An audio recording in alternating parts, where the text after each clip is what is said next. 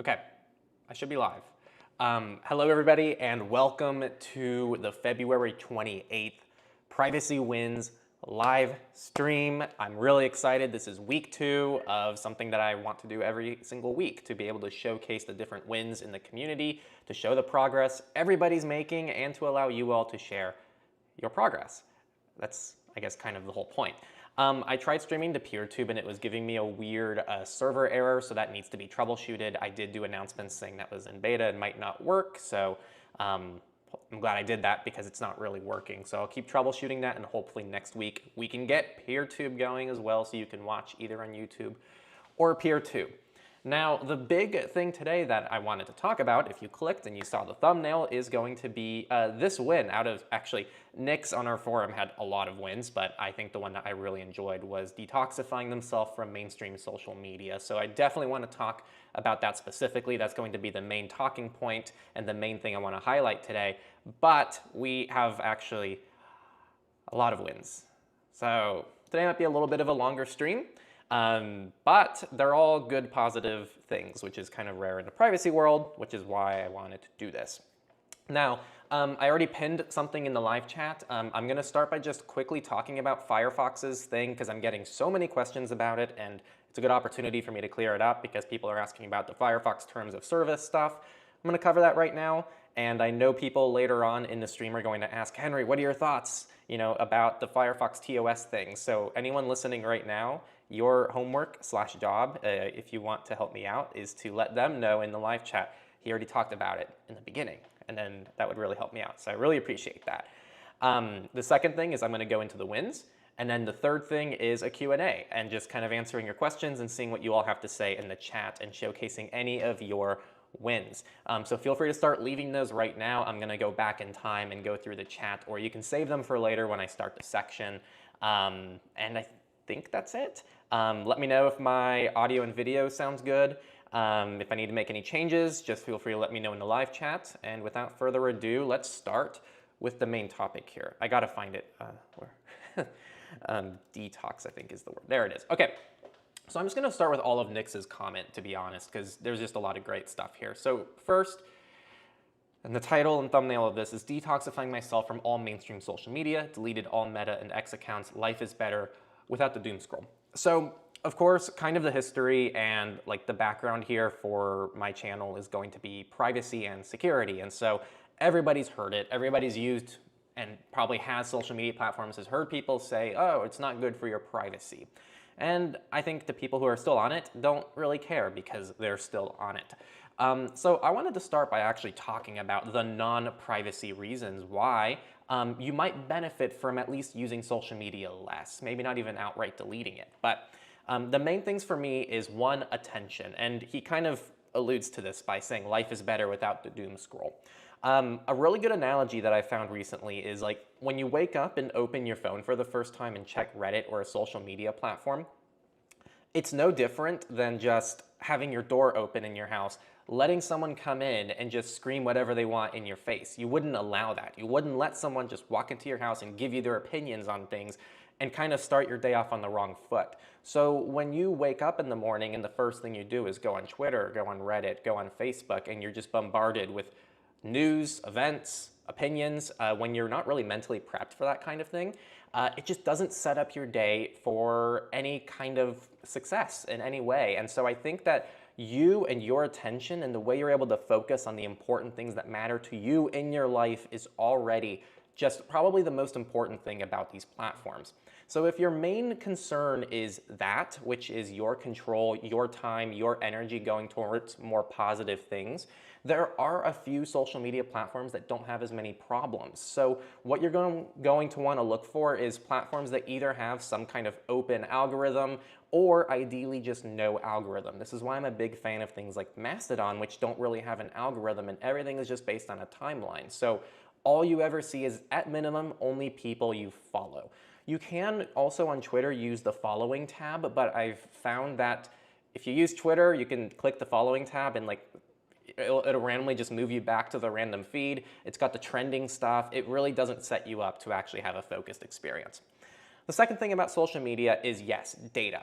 People really underestimate the kind of data collection that happens with social media. And I think a really good example of this that throws people off is when they open a Facebook account for the first time. They're recommended people that they know, and you might wonder, how the hell does Facebook know who I already know? And it's because anybody who uses Facebook, it doesn't matter if you don't have a Facebook account. If someone has your number in your contacts and they have a Facebook account, they're uploading their contacts to Facebook. What Facebook does is they get this information, they correlate it between thousands, hundreds of thousands, millions, billions of users, people, and they're able to put together networks based on everybody's contact list. And this isn't a theory, this is well established that they do this. I wish it was a theory and it wasn't happening. So that's how when you open a Facebook account that's tied to a unique identifier like a phone number or even a name, they're able to say, oh, they signed up at, near this location and we have 50 contacts who have this number in their contact list, so we can say that they're part of this kind of group. This has many problems. It's bad for democracy, it's bad for journalists, it's bad for dissidents who need to spread information. It's also bad for individuals, and it takes away your rights and what you're capable of doing in your day-to-day life and what you deserve to have with your data, which is just a little bit of control with what happens with your data. We can keep going on and on about the issues with social media, but I think those two are the main things I like to focus on. It's personal time, personal attention, personal focus, and then you have privacy and security. Those things are both super important. And now, as of late, I think it's really important to understand that these mainstream social media platforms are run by some of the wealthiest people in the world who are using this power to influence not just democracies, but many other things in the world. And you might not agree with what they're doing. I don't think that it's wrong to say and at least acknowledge that there could be certain issues with having so much power in the hands of such few people. These are some of the most powerful companies that have ever existed, and they do wield their influence in so many ways. So I strongly suggest that people think about that when they're using these platforms and what they're contributing their time and attention to. And to just go back to the wins so I don't beat this too hard, I just want to really congratulate Nix because it's super hard to delete these platforms. You've probably been on them for a long time. You know people on them that have used them for a long time. They expect you to be on them. So I just want to give a massive congrats for that switch. And for anybody listening, yes, you can outright delete them, but you can still get a big win by just using them less, moving them to a web app instead of using them and having the apps on your phone where they can collect a lot more data and it's easier for you to track them. So just random things to throw by you all. If you are on any social media platforms in the live chat, let me know which ones and why you're still on them. Or if you also deleted something recently, definitely share the wins in the live chat and I'll definitely go back and showcase those as well. And again, congrats, Nix. Now to go back to a few other things from Nix, they bought a nice domain and email hosting and they switched everything important to it. And I think that this is the best way to do it. If you caught the stream last week, I talked about how you have a lot better ownership of your domain and your email when you host it yourself. So if Proton does something you don't like, but you have your own custom domain, you just move your custom domain to another email provider and everyone can still email it. You don't have to change any of your emails on your accounts. You really have full control of your email when you use your own domain. Sounds like they did their own email hosting. I have mixed feelings about doing your own email hosting. I think that it's very easy to screw something up. It's very easy to do it insecurely. It's very easy to do it in a way it's not reliable, so you don't get all your emails, which could be important for certain people. And it's also hard to do it in a way that integrates well with, other things that you use in your life, like maybe your calendar, your operating systems, and whatnot. So I don't think no one should not explore it. I think the things that you would learn by trying to self-host email are things that would carry over into pretty much anything else you do in your tech journey. But I just want to give that warning before I, strongly commend Nix for doing this because I think it's awesome they did this, but it doesn't mean that it's quite the right thing for everyone. And that's kind of the cool thing of this whole series is that certain things that are wins for certain people are things that no one else would really want to do sometimes, but that's still okay. And then I want to take a little break there and quickly address the Firefox terms of service thing. Let me actually get a source here. I should have grabbed this before I started streaming. So, Firefox has actually formally responded now. Oh God. Oh God. Okay, this is super zoomed in and annoying. Can I just like hide the live chat for a sec? I sure can. Okay, so for those who missed this story, Mozilla updated their terms of service to include extremely vague wording, which has made a lot of people freak out.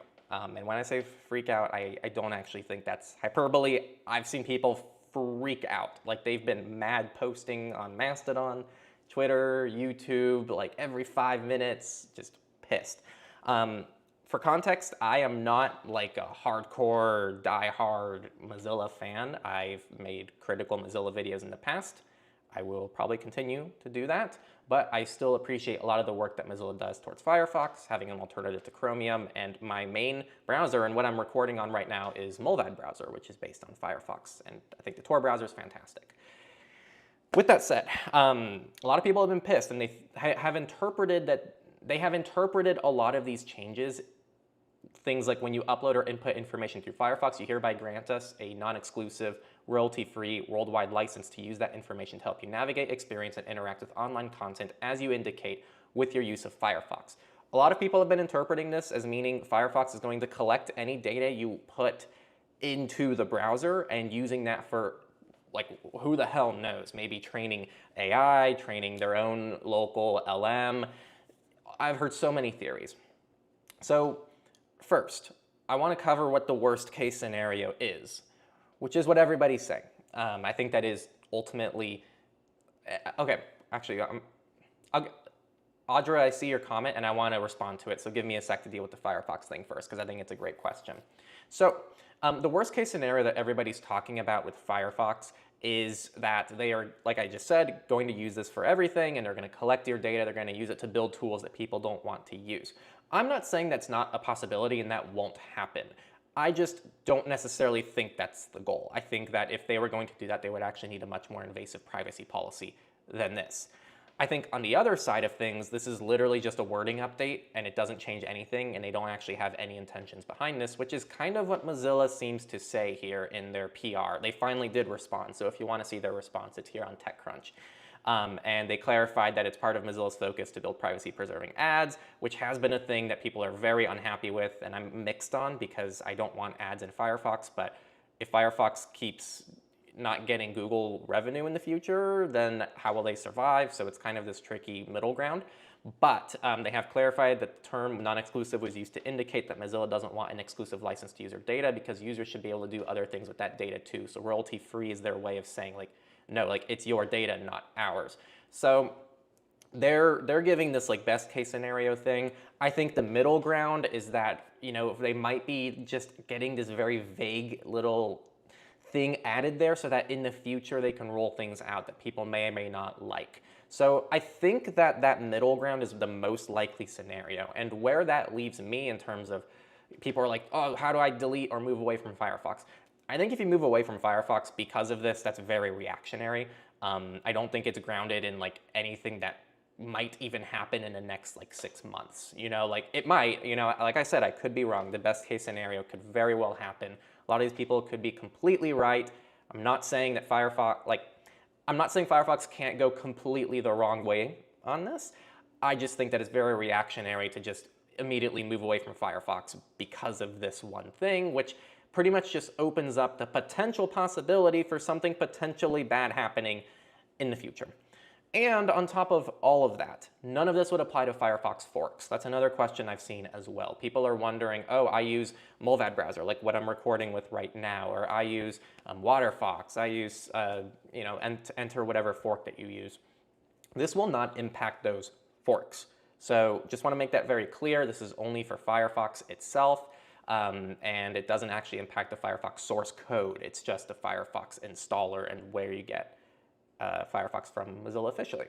So those are my thoughts. If you have any more questions, please leave them in the live chat.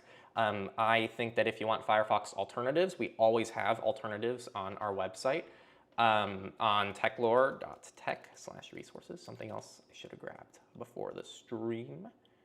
But if you go to techlore.tech/resources and you just click the button to all resources, you're going to see web browsers, and we have lots of web browsers you can try. So there's Tor browser, Mullvad, Brave, LibreWolf, Chromite, Safari, uBlock. and yeah, Firefox as well. So lots of options. Even if the worst case scenario happens, you still have other options. So let's stay strong.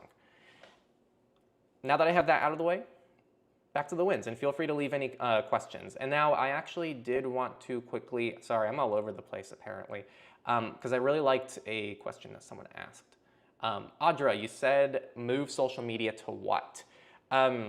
So kind of your options here, personally, if you're on something like Facebook or X, you are kind of on some of the worst social media platforms in terms of the ones that are trying to steal as much engagement as possible and also not friendly to your privacy, security, and data. They just have a notorious history of not being good for that. So your options are to move to better alternatives, which currently are things like Mastodon. I don't think Blue Sky also has the best privacy background.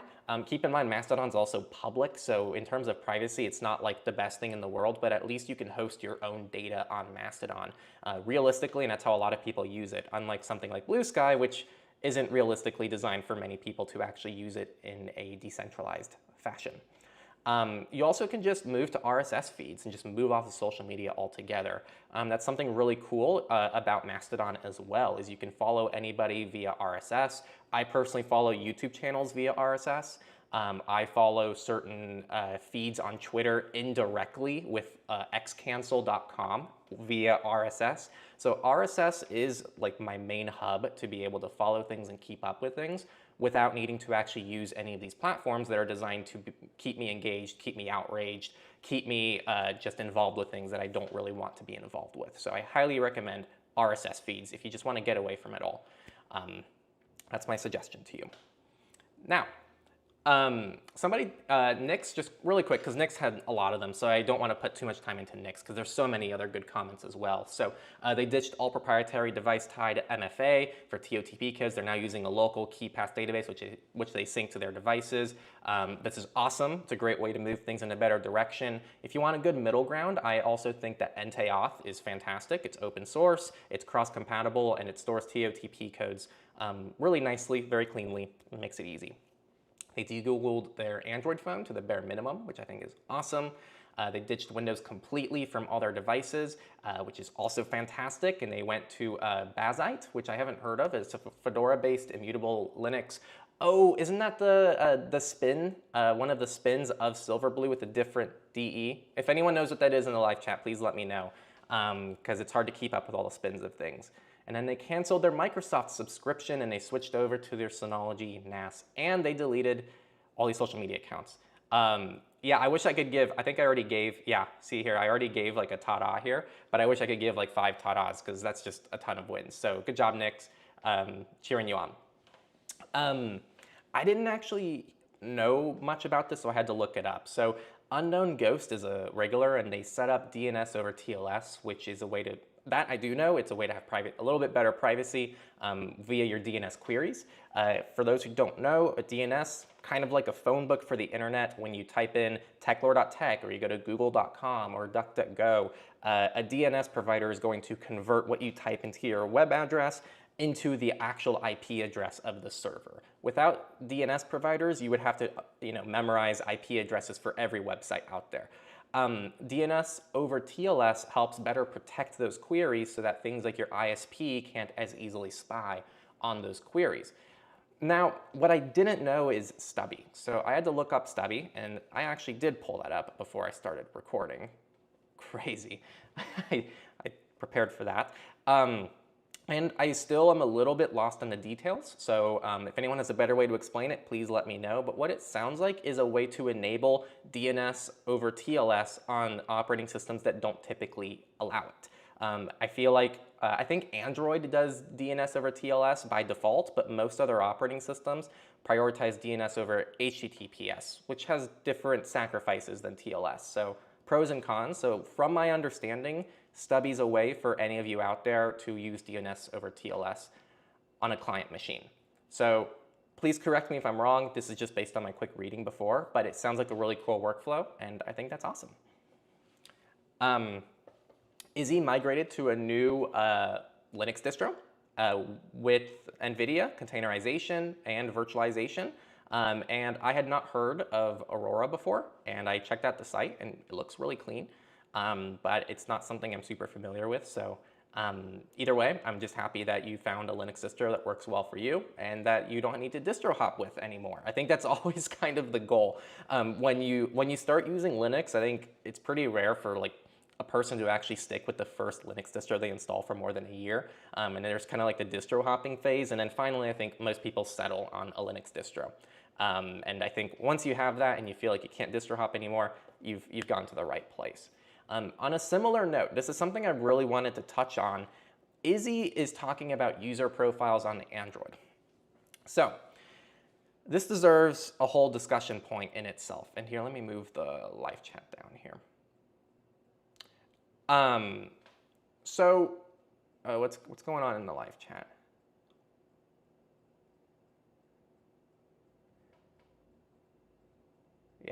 Yeah, so I think regarding social media stuff, let's see. Yeah, let's not make it political. I think that most issues with social media can affect everyone on all sides in any country. So when I bring up issues with social media and it's interpreted as either a left or right thing, I think it's more of a reflection of the listener, you know, like that's reflecting, I think, how you use it and your understanding of it. But I think social media impacts everyone equally. There has been some research to show it, like in some situations, it impacts one person more than another. But overall, I think, you know, the data, the privacy, the security, the resilience against government censorship, like all these things, the algorithm, it impacts everybody. So don't make it too political in the live chat, please. Or else I'll start booting people. Now, getting back to Android compartmentalization. I really want to drill this point home because it's one of the best things about Android. On iOS, and this is something that if you're an iOS user is going to maybe seem a little foreign to you.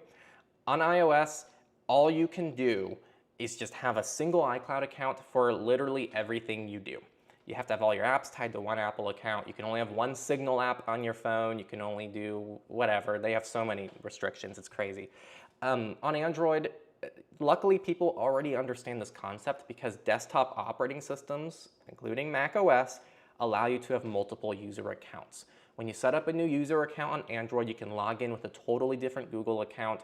You can actually install the same apps that you installed on a different user account, but it's a totally new version of the app. So, for example, you can have Signal on a personal user account on Android, and then you can have Signal on a business user account on Android. So you could have two Signal accounts on your Android device.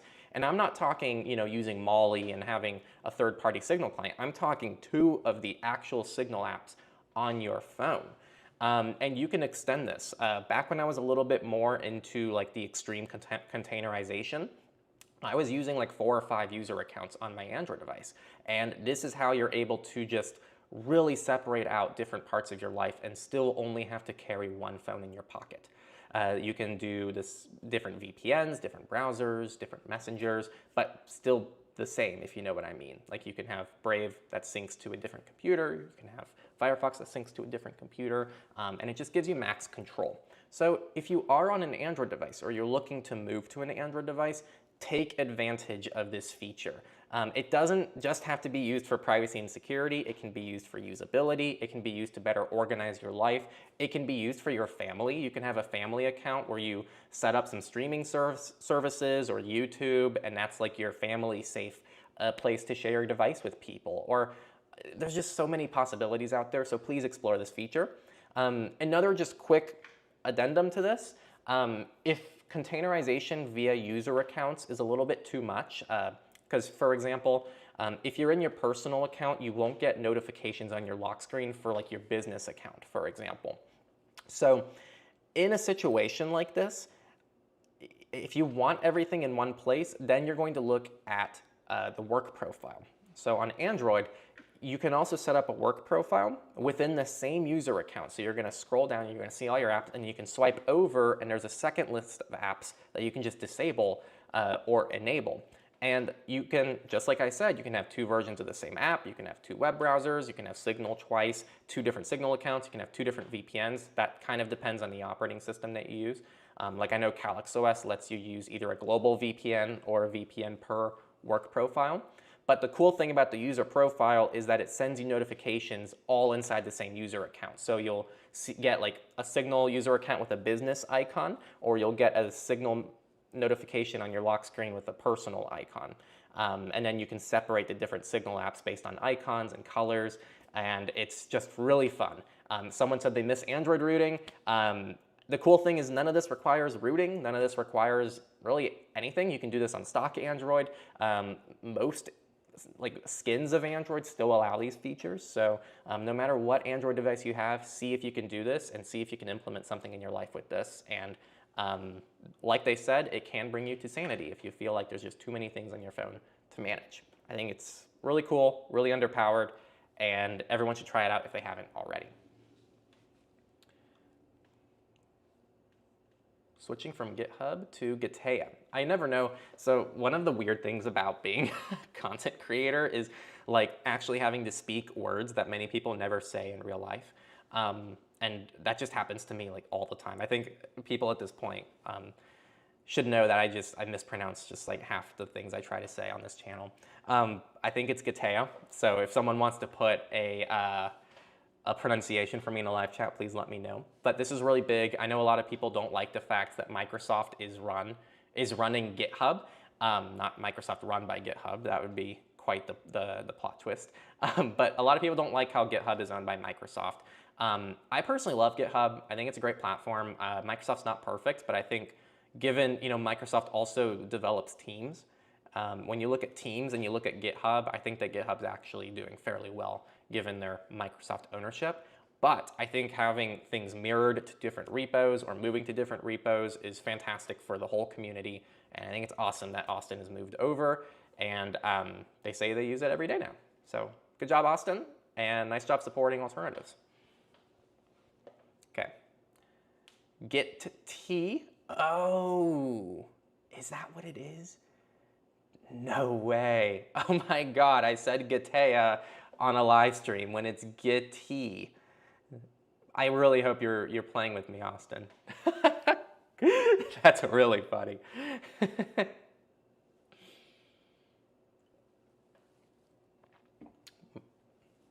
So yeah, someone mentioned here that Microsoft is data hoarding as every other giant is. I agree, I'm sure they are. My only pushback is if you're hosting a public repo, like what are you gonna do? Like honestly, what are you gonna do? That's kind of also my pushback also to people, and I know I said this earlier, but I added the asterisk of like Mastodon is private. Yes, it's private from like direct data collection. It's not like you're posting something on Instagram and Instagram is collecting all this data and harvesting it on your user profile. But any public social media nowadays, people should know, especially in the age of AI, is everybody's data. When you publish something online, when I'm doing this live stream, I should just accept the fact that there could be an AI listener that's taking all this information and giving it to another company.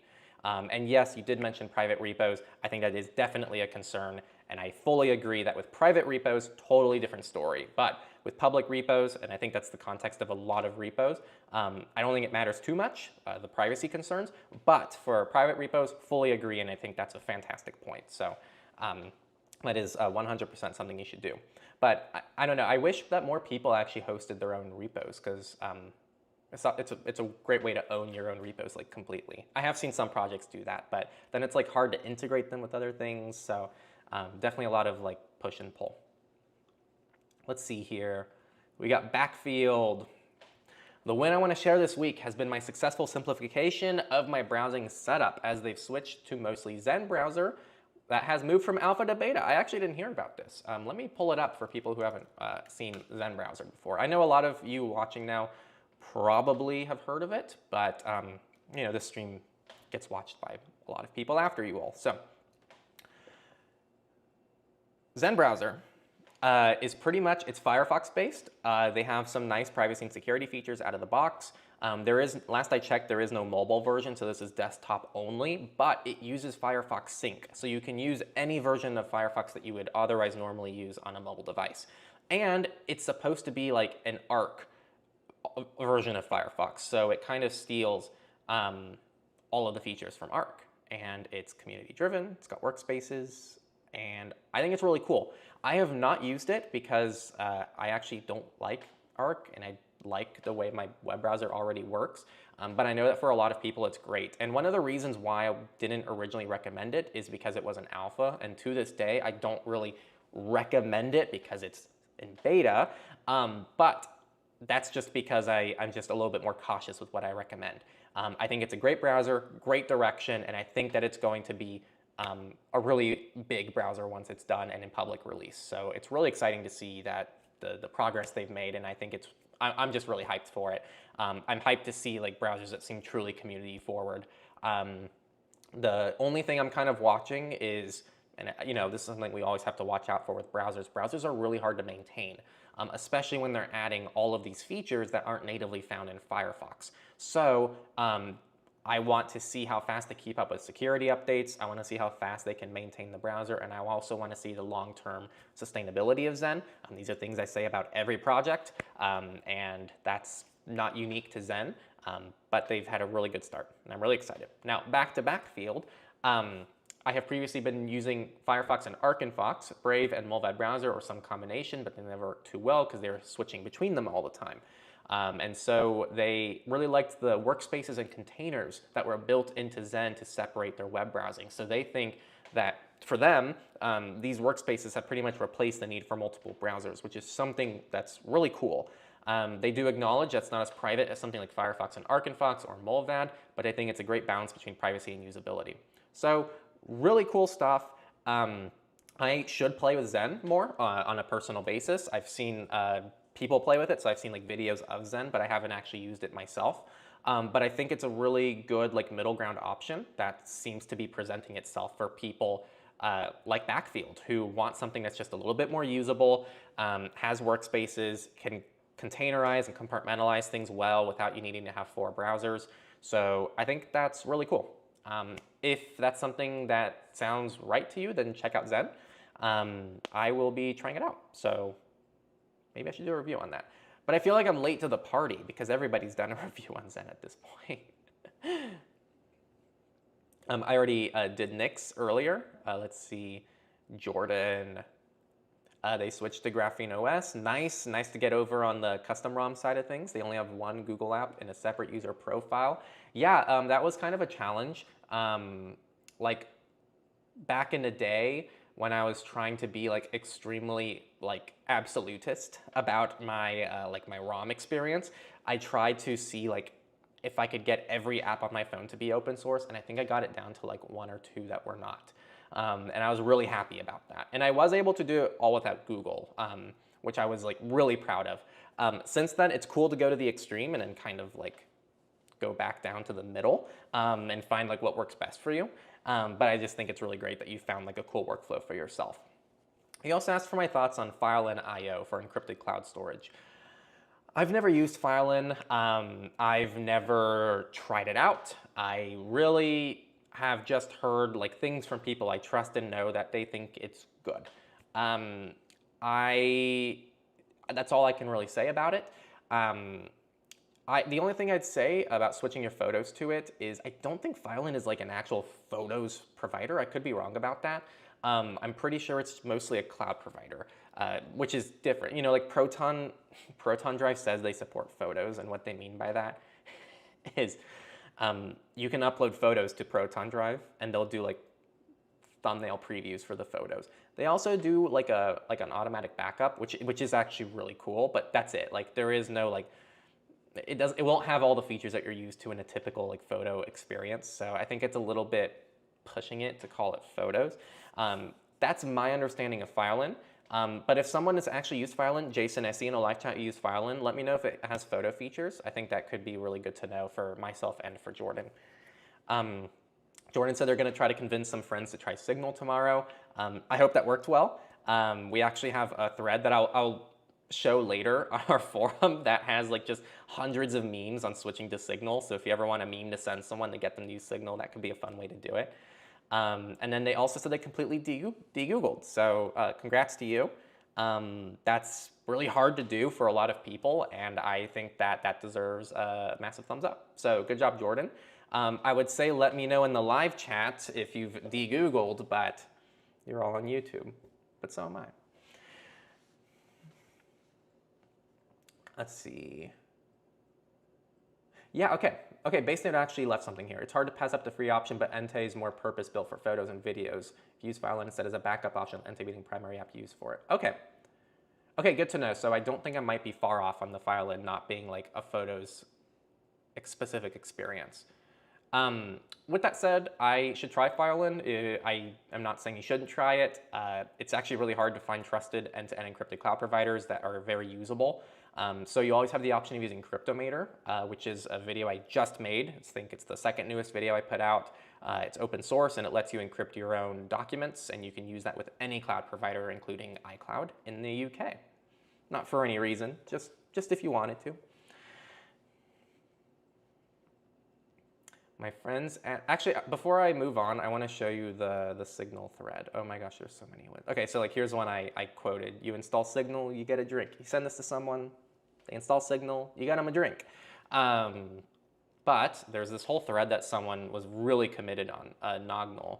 I wish I could, yeah, when I said there was a lot of memes, I wasn't lying. But it's like,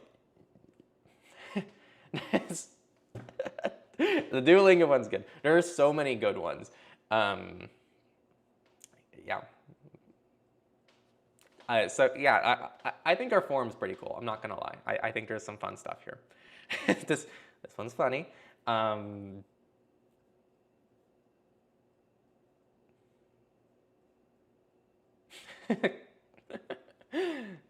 Anyway, I'll let you all enjoy those. Let me go back to where I was.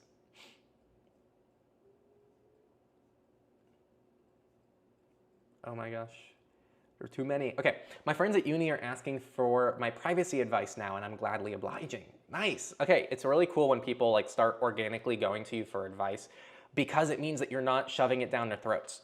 So, like, please, if you're listening to this podcast, hear me out. Just trust me on this one.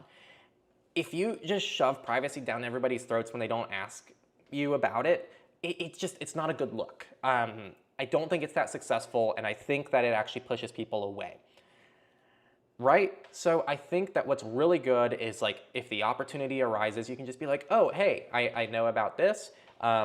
Check this out. Like, I think that this is really educational. And, you know, the confidence of not having to shove something down people's throats speaks a lot louder, I think. And I think that this means that you're doing a very good job of communicating with your friends at your university because they feel safe and they feel comfortable going to you for advice, which is what everybody wants. But that relationship has to be built up over time. You can't force it. So please keep that in mind when you're talking about privacy tools with people you know, whether they're friends, family, anybody. They're not going to come to you unless you've tried to build up that relationship of trust. Now, they said, and I think that's a win, so just big props. They recently moved their self-hosting from DigitalOcean to OVH Cloud, and they moved their domain from Namecheap to Combel. I haven't heard of any of the services you've moved to, OVH Cloud and Combel. It sounds like you appreciate the fact that they're not US-based, so maybe it's a privacy law thing for you. Definitely let me know in a follow-up comment or maybe in the next week's topic for next week's stream. Let me know why you decided to do that. And I think that's a general rule of thumb for this thread and the whole wins thing as a whole. Like, please leave why you do something because, like, we want to know. The more info you give, I think, the better. Dawn is looking into upgrading their PC to Windows 11, and stripping the telemetry, then setting up a dual boot with Mint, trying to get friends into Signal, looming into robots.txt and AI traps for my new website. That's a big one. If you have a website and you want to prevent at least a little bit of the AI snooping, you can have a robots.txt file. Just keep in mind, like I said earlier, you don't really have much of like legal recourse if someone steals the data anyway. So it's more of just a like, hey, please don't steal my data. And the AI goes, maybe we will, maybe we won't. But at least the big companies will probably respect it, but don't count on everybody. And they got HTTPS on a new website. So good job to you, Don. Those are all some pretty good wins. And keep up the good work. Let's see. Okay, this one was fun. I did see this one before I started recording. Very small win, but I repositioned my desk, and now my monitors no longer face my window. This eliminates the incredibly slim chance of someone somehow sniping some info from my screens. Yeah, but what if the spies were in your house all along? But no, I think it's funny. I think it's meant to be, you know, humorous. They had an emoji here. I guess it is something to consider, you know, like windows in your house are a possible thing that can get a lot of information about you. Not just, you know, I wouldn't think about my tech as the first thing I'd be concerned about. I'd be concerned about someone seeing, you know, valuables, whether or not I'm home, whether someone else is home, if you have pets, scoping out like how easy it is to break into your place. Those are probably more likely reasons why someone's going to be snooping through your window. So just keep that in mind in your house, you know, have house security, have a little bit more awareness towards those things. But I think this is meant to be humorous, and I think it was fun to include. So thanks, Jabe. Let's see. All right, how do I talk about this one without grabbing like my pirate hat and my eye patch? Let's see. Here, one sec. Let me check on the live chat. Okay, we got over 100 viewers. Oh my God. All right, share this around. We're over 100 viewers. So if you're having fun, share this with your friends, share this with family, and share your wins in the live chat. I got over 100 people. I want to see more of you guys share your wins. So you can see the pinned chat. I will be getting to all of your wins and your questions in the live chat after I'm done going through the wins on the forum. You can also join next week's wins already by joining the forum at discuss.techlore.tech. We already have the next thread up as one of the pinned posts. So you can already right now leave your next win that goes into next week's stream. We're doing this on a recurring weekly basis. Now, back to the win here. I got my eye patch. I downloaded all my books from Amazon, DRM'd them for my own use with Calibre, and safely stored on my NAS now with all invoices from Amazon, of course, and now finally bye-bye Kindle. Okay, this requires some context because I'm really pissed about this. On, I believe, February 26th, which is 2 days before I'm recording, Amazon did something really messed up. They updated their terms of service, and they updated their Kindle service so that you can no longer download Kindle ebooks from Amazon's website to your computer. The second thing you can't do, which they blocked, is the ability to transfer your ebooks from your computer, your Amazon ebook from your computer to your Kindle via a USB connection. The intention behind all of this is to prevent people from owning their ebooks. They want people to be locked into Amazon ecosystem where you don't actually own your books.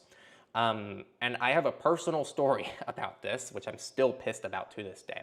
So I got my first Kindle, the original Kindle, the one with the keyboard. I loved that thing. That thing was awesome.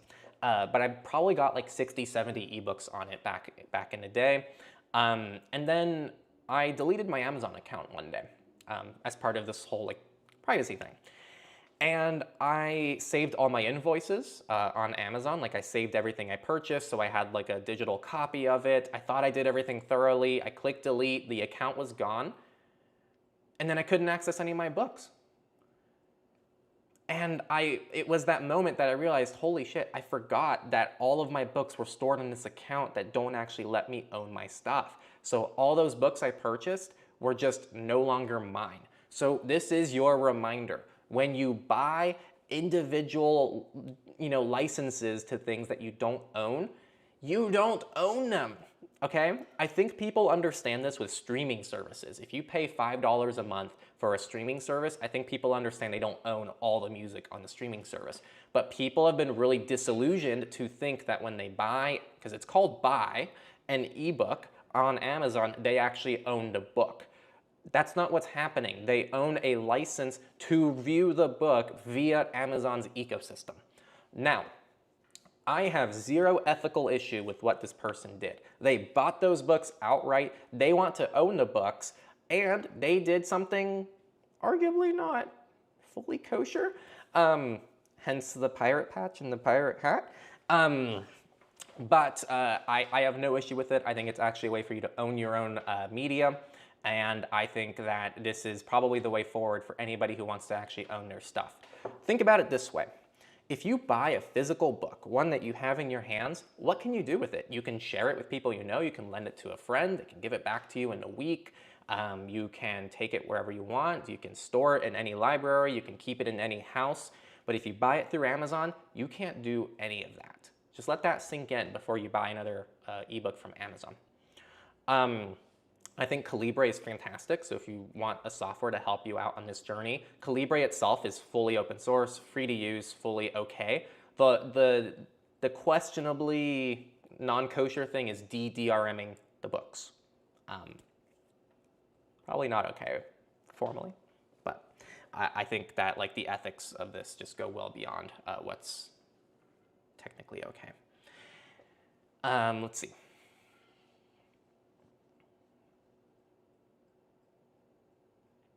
Cool, they added a filter list to Brave on Android and Windows last week, and they replaced the Discord native app on Windows with a PWA running in Brave.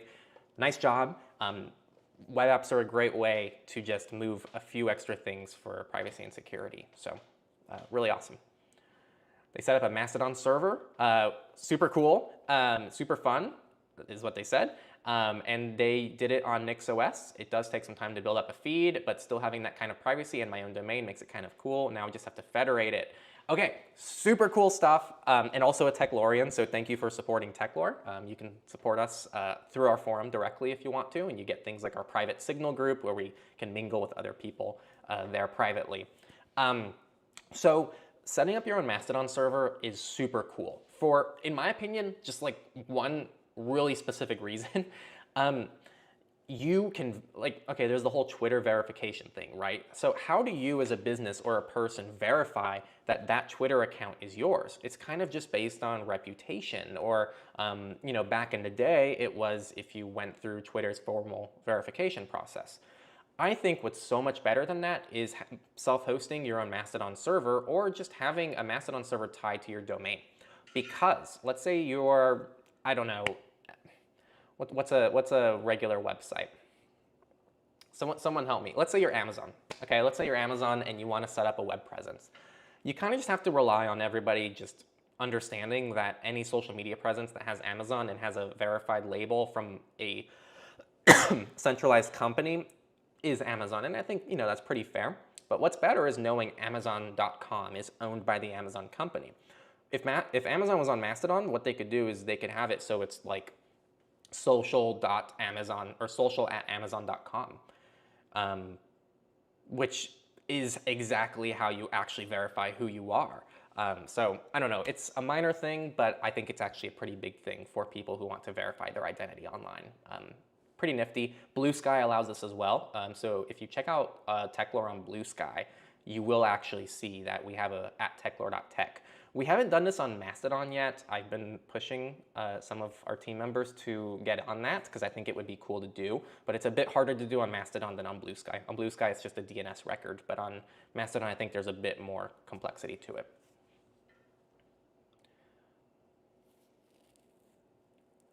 Let's see. This is, I think, just mostly chit-chat between the community here. Smells like chicken said they got one person to join Signal, but I'm pretty sure they forgot about it almost immediately. LOL. Yeah, so I've had a lot of wins and I've had a lot of fails on getting people to Signal. And I think that based on my experience here, this demonstrates that you had like a half good solution. You know, you got them to install it, which is the hardest part, but normally I think you need to also be like, oh, hey, I just messaged you. Like, feel free to bug them a little bit. Be like, hey, I messaged you on Signal. Did you get it? And then from there, you can like send them a few stickers or send them something fun. Josh asked, is this live? It is live. Oh, okay. Thanks, Josh. Cool. But yeah, I am live and I'm talking to you right now. But yeah, they got someone to join Signal. And I think just think a little bit about like the whole journey, right? Like think about if you were in their shoes. You're like, oh my God, someone's asking me to install a whole frickin' app. Okay, I have to install an app. Oh, I have to create an account. Oh my gosh. My guess is if you're in a privacy community, you don't even have a phone number sharing with Signal. So now you have to get a username from the person too. So there's all these steps to get there. So try to set it up in a way that incentivizes the person at the end of the day. And I know that I have this meme here, and I know it's like funny, but there's legitimacy to the meme. Like, please, like, incentivize people to get Signal. You know, it doesn't have to be get them a drink, but like, hey, I'm a lot more active on Signal, or hey, like, I want to send you this document to you, but I prefer if we send it in a more secure place. So let me know your username, and I'll send you the document right away over on Signal. Like, actually get them on Signal. Don't just get them on Signal, if you know what I mean. Let's see. And then they did expand a bit. Yeah, I don't know. It could also just be a fluke. You know, sometimes you can do everything right and it's not your problem. So something else to keep in mind, don't always take everything personally when people don't use it. Yeah, too bad this didn't age well. I'm gonna do some more troubleshooting because the PeerTube stream did not work. There was a server error when I tried to set up the stream, and I figured it was better to at least do one stream on time than to spend 30 minutes troubleshooting and trying to get both up. So next week, hopefully there will be PeerTube. I'll keep trying.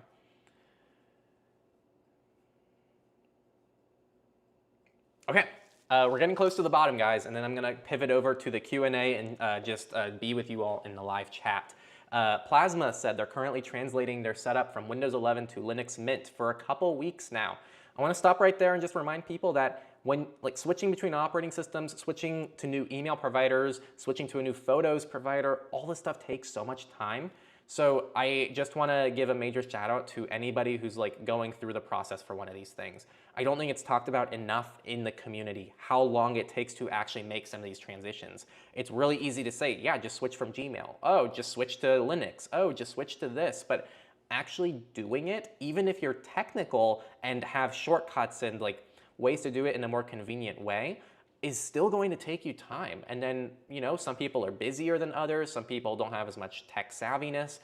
For some people, just installing Linux is like probably one of the hardest things they've done for the year. So try to like build people up when you encourage them to do these things and be like, hey, yeah, it might be tough, but like I can help you out. Or there's so much support out there. Or it might take some time, but like you're gonna get through it. You know, just try to be a little bit more cognizant of that. And also, again, Plasma, great job. I know it can take a couple weeks, but once it's done, it's gonna feel great. And then one of their biggest wins is ditching Google services and replacing them with the Proton ecosystem. It feels like I finally have more control over my whole PC because of Linux. I'm really happy so far and eager to learn more. So it sounds like you're new to the whole thing. So congrats for like taking the risks, putting the time in, doing the knowledge, acquiring? Getting knowledge, however you want to say that. But there's just so much that went into that. So big wins, big props. If anyone wants to give a little confetti in the live chat for Plasma, I think that's all really well deserved. And then the last thing they say I wanted to touch on, the sandboxing nature of Flatpaks. Being able to restrict file access for applications is a thing I never even considered on Windows. So, okay, I'm gonna rant about this for a sec. So please, everyone buckle up. If you've ever only used Windows before, let's say you install OBS. I'm live streaming from OBS right now.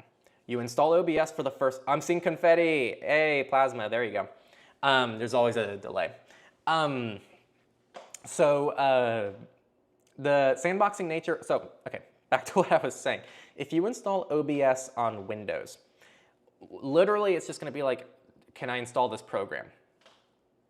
You know, administrative access, install program, oh, sure. You open OBS and it has access to your whole flippin' operating system. Like, it gets access to your microphone, your camera, your display, everything. You just open it and it has access to be able to do anything out there, which is normal, I guess, if you're on Windows. One sec. But you don't even have to move to Linux to actually see that there's a very different way of doing this. So on Mac OS, when you install OBS, holy crap, it's obnoxious. It's like, oh, we need your permission to get your keystrokes. Okay, I have to open up system preferences. Yes, keystrokes. Oh, we need permission for your camera. Ah, sure. We need permission for your microphone. Ah, sure. We need permission to access these documents to be able to record to your system. Ah, sure. And people actually are already familiar with this because this is how phones are designed. If you've ever used a phone, which most people who've used modern operating systems on desktop have used mobile operating systems, know that this is how mobile operating systems just work. If you install an app, it doesn't just have complete access to your entire operating system.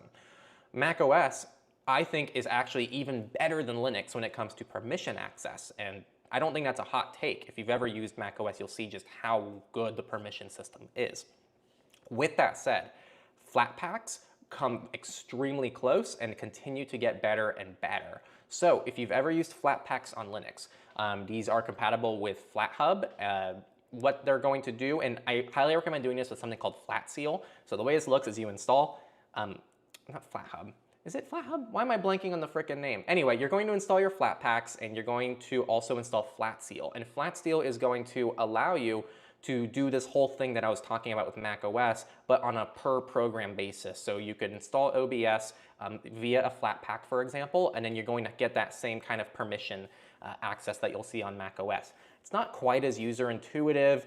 Some people also say it's not quite as secure as like better sandboxing, but I think it's fantastic, and I think that seeing people actually take advantage of this is great. So if you've never used anything like this, please look into it. I think that once you start using these kind of systems, you start really questioning how something is, you know, that secure if installing a program gives you complete access to your operating system.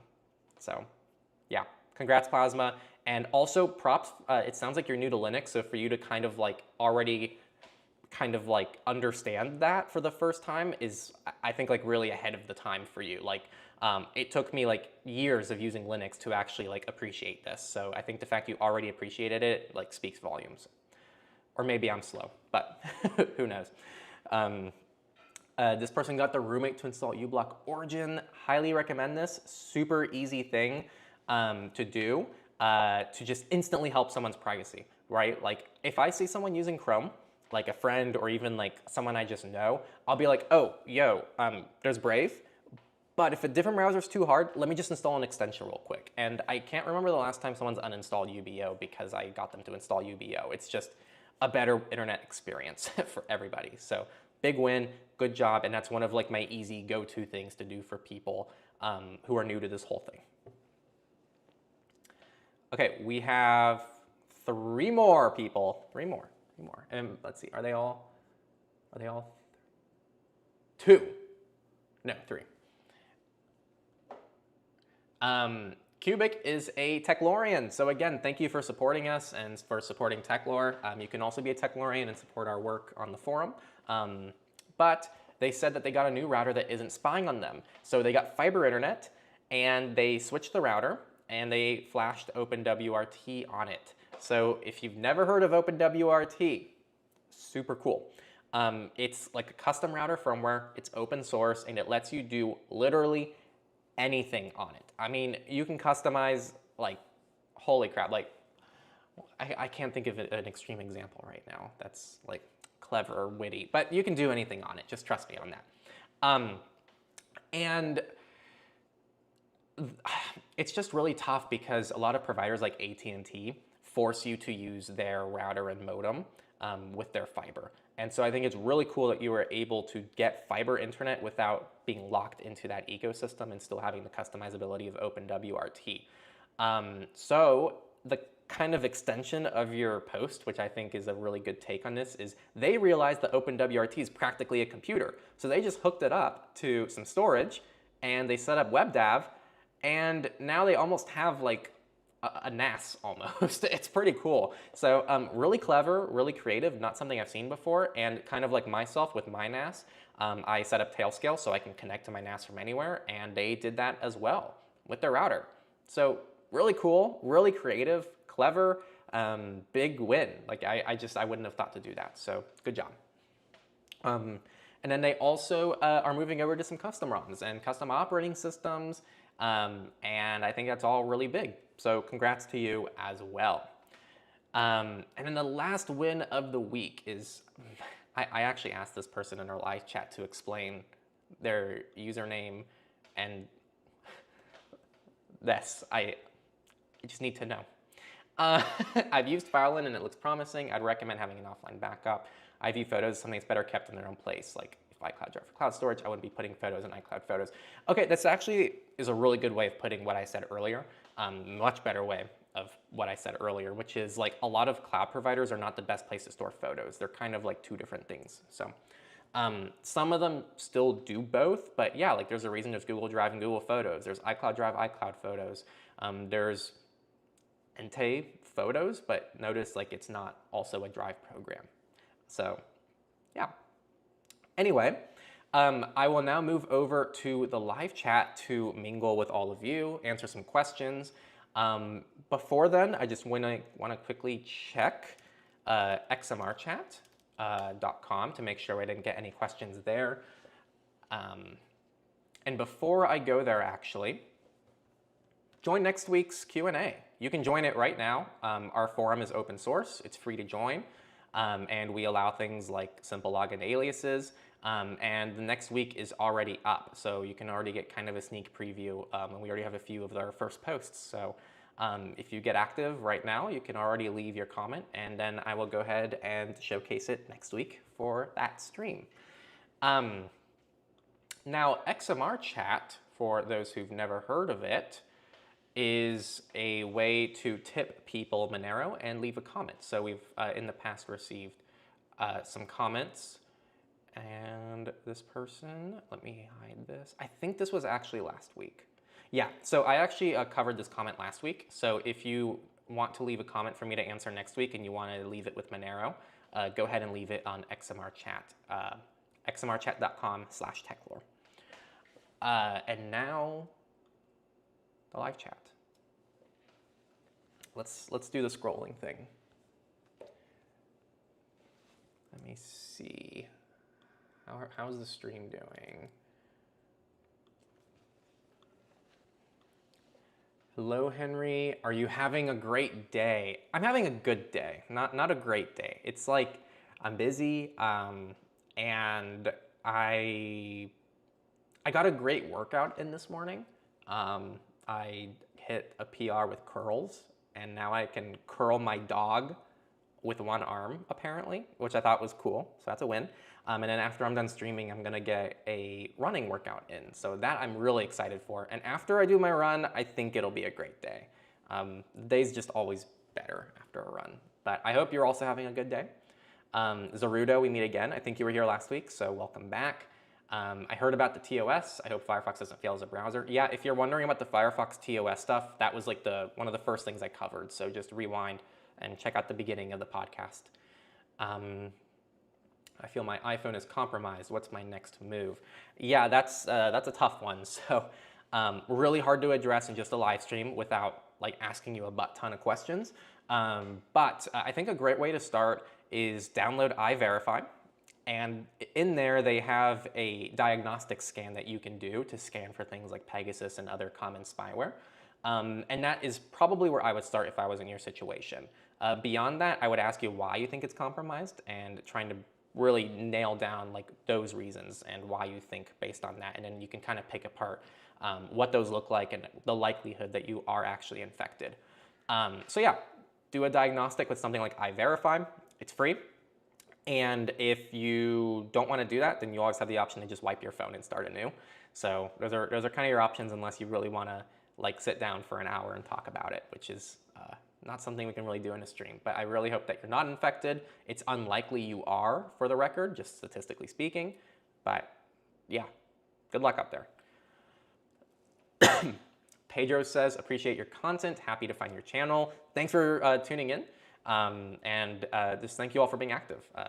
These streams are doing better than I thought when I started them last week. So I hope that we can keep them growing.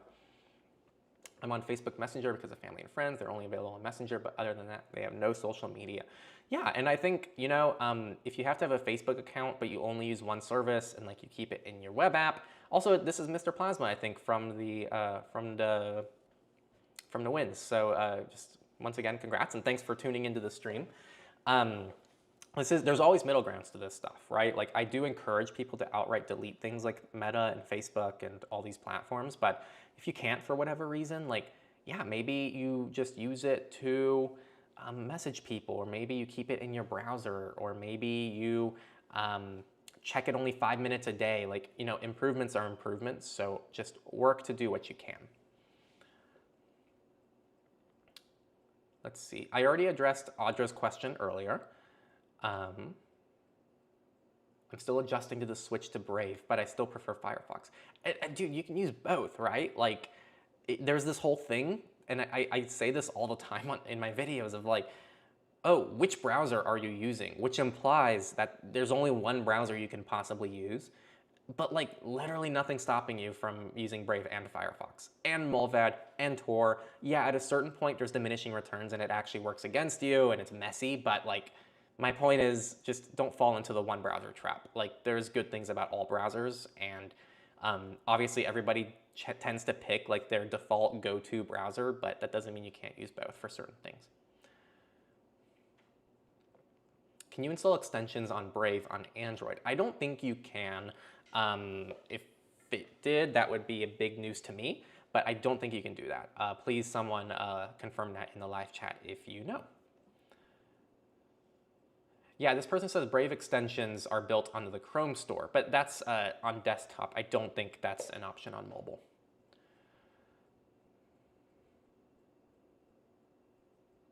I did it before it was cool. Yeah, there you go.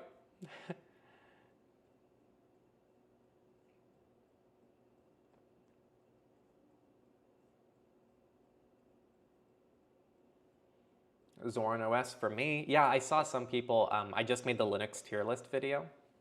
Lots of, actually the comments are pretty fine. I think it could have been a lot worse. But yeah, a lot of people were not happy that I didn't include Zorin OS in the video. That was a very common complaint in the comments. So I will definitely explore adding Zorin OS in a future version of that video. Let's see. How to have containers on Brave. I love that Firefox feature. Okay, so first off, I'm just going to tell you the more or less default offerings. You can do DIY stuff, you can get extensions, you know, I know the things exist, but I'm just gonna tell you how like each operating system works. So with Firefox, it has something called containers. Containers essentially separate things on like a per tab basis. So you can have Facebook open, Twitter open, blah, blah, blah, like a whole, just picture one browser window with all these tabs, but each container allows you to separate data across the different spaces, which is really cool and is a much more like integrated way to separate your web activity. Brave has something called profiles. Now, Firefox has profiles too. I think it's a bit disingenuous though to compare Firefox profiles to Brave profiles, given Firefox profiles feel like an abandoned feature from 5 years ago. You can still use them, but I just don't think it's, if you want profiles, I think you just use Brave's profiles. I think they're just better. With Brave profiles, you practically have like 3 versions of Brave, like just totally different browsers. So in one Brave profile, it has totally different settings than the other one. You can have a different default search engine. You can have different extensions installed. It literally has different browser history. It has different passwords that are saved. Like, it's literally like its own version of Brave. And you can have different, you can have as many profiles as you want. So that's what I do. So I have Brave with 3 profiles, one for Techlore, one for Cake Wallet, and one for Surveillance Report, which are kind of like the 3 big things that I need to separate my accounts for. And each of those have different extensions installed and different settings and different search engines based on the particular projects that I'm working on. So I personally prefer the Brave profiles way of doing things, but even within my team, some people prefer the containers on Firefox because it's a bit more integrated and it's not as like separated out as Brave is. Containers also work with things like, I think Firefox's VPN, which yes is just Mullvad, but I think you can do things like assign certain like VPN servers per containers.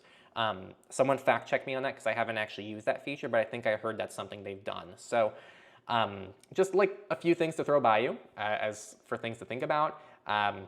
I think no matter what, these are all great features to have, and you just have to pick the one that works best for your use case, or all of the above. You know, theoretically, you could have Firefox and Brave and use profiles and containers, or you can use just containers and profiles on Firefox. So just different things to play with. I think the whole like containerization of things is a really good thing to implement.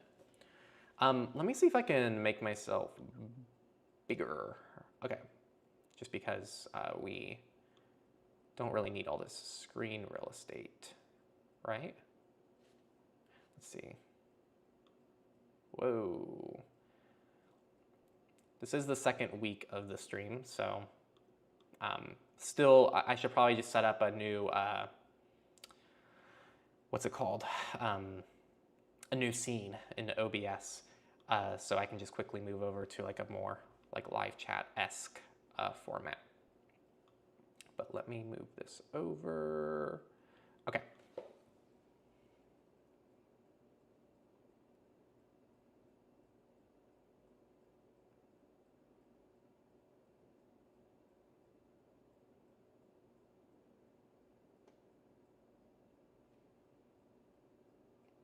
Elfram says they like to self-host as much as possible, which I think is one of the best things you can do to actually own your data.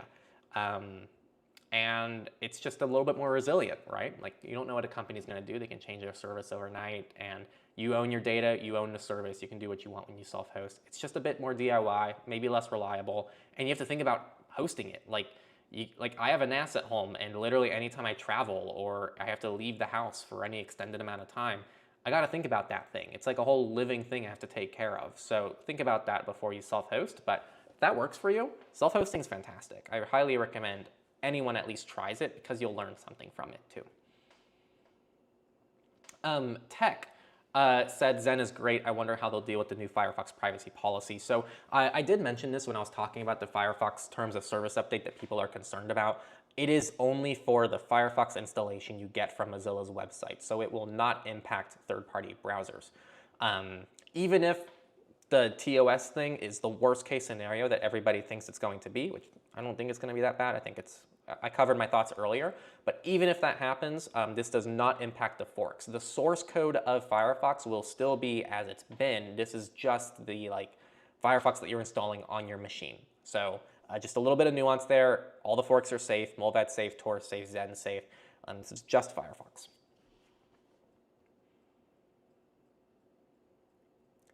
I have not, Austin. I'm apologize. I am going to add that to my to-do list program right now because it's really easy for me to miss things like that.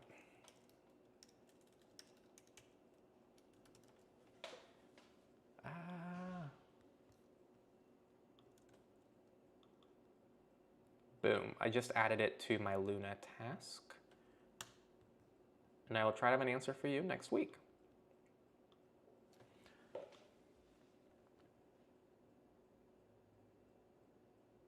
Henry, can you please check out Gtea?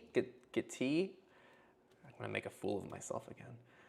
All right, I'm gonna add Gtea. I'm just gonna make a list at this point. We got Bunny DNS, we got Gtea. God, I can't. Someone's gotta help me with that.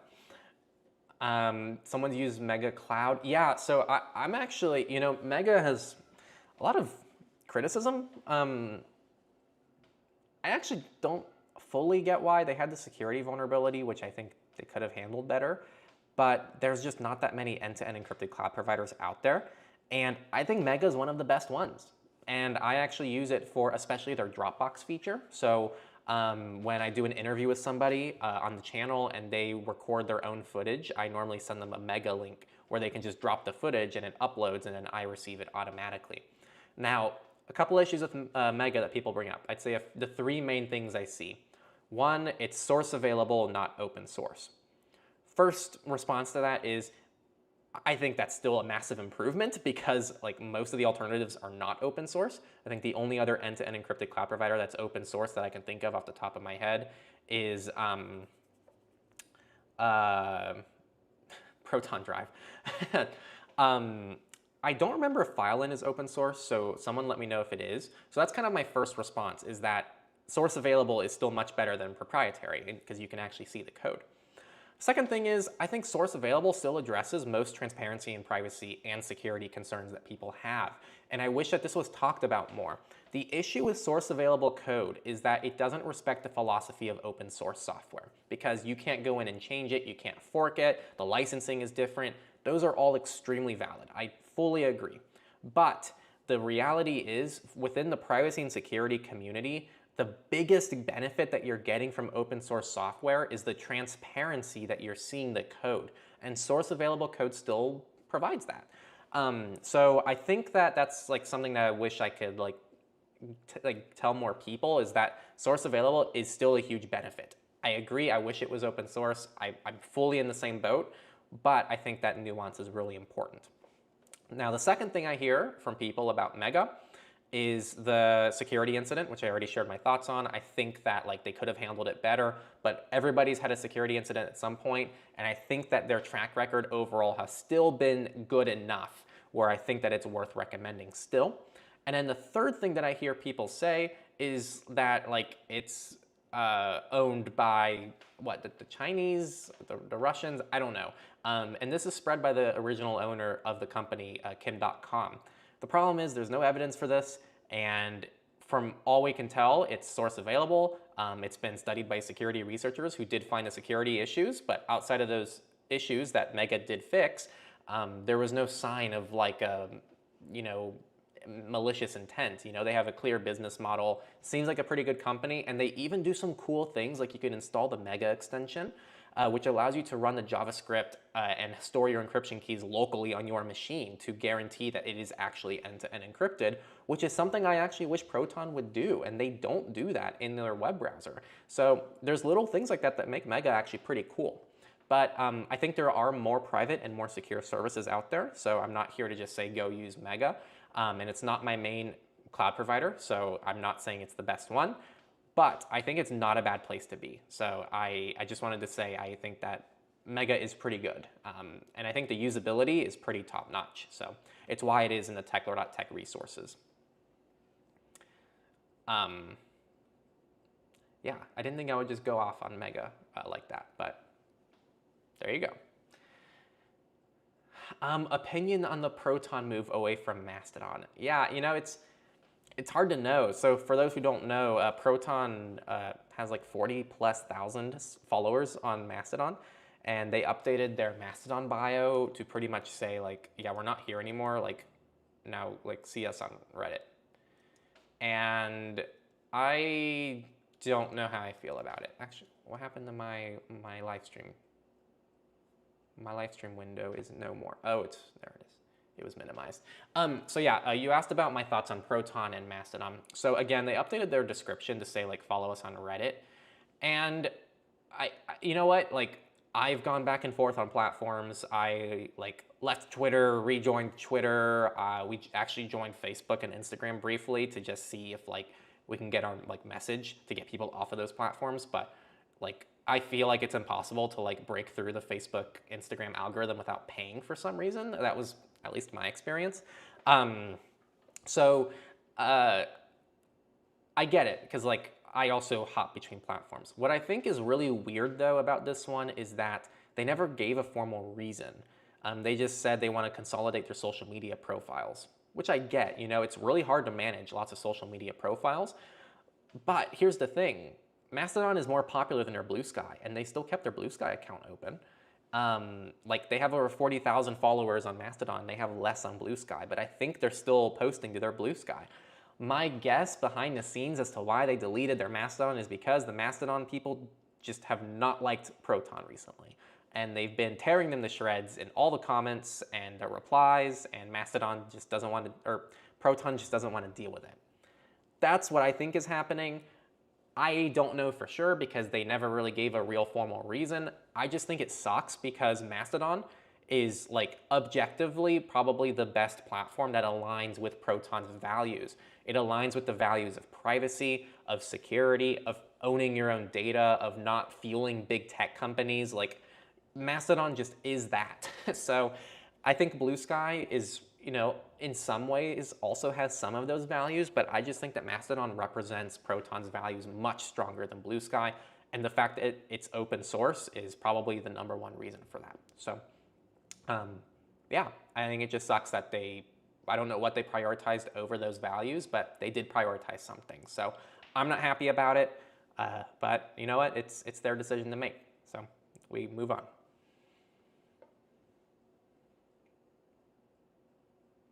Yeah, no comment.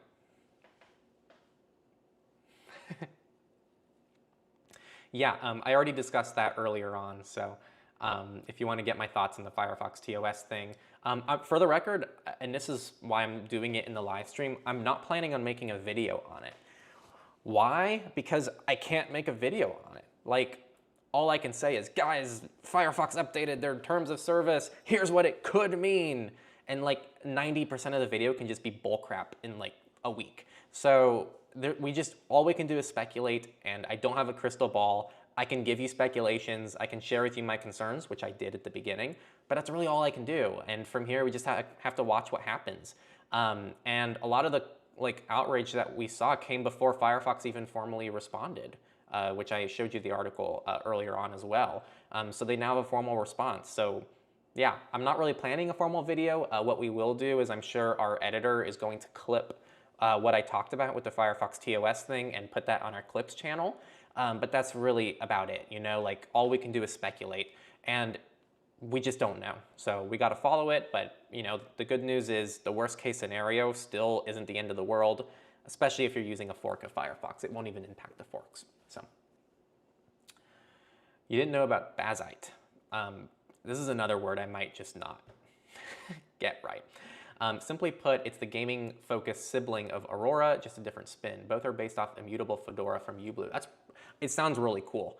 I guess my question is, like, why would you not just use like an atomic Fedora? Like, why would you not just use Silverblue? Is it like the prepackaged stuff out of the box? Like, is that more convenient? That's my question. I'm genuinely asking because I don't know.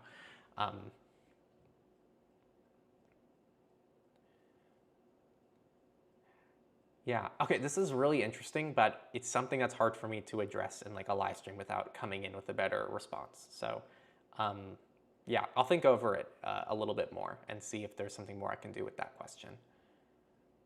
Cheers to the NixOS chap, yeah. Yeah, NixOS is nice. I already got back to you, Josh. I confirmed to you that we were live back when you sent the message.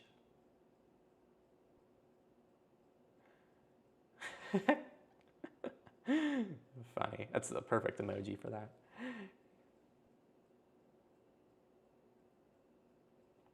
Congrats, Heading Pixel. Yeah, sounds like we're getting some people who are converting others to Signal, so good job. Any Ente encrypted messenger, like, good job, guys. Owncast. What is Owncast? Here we go.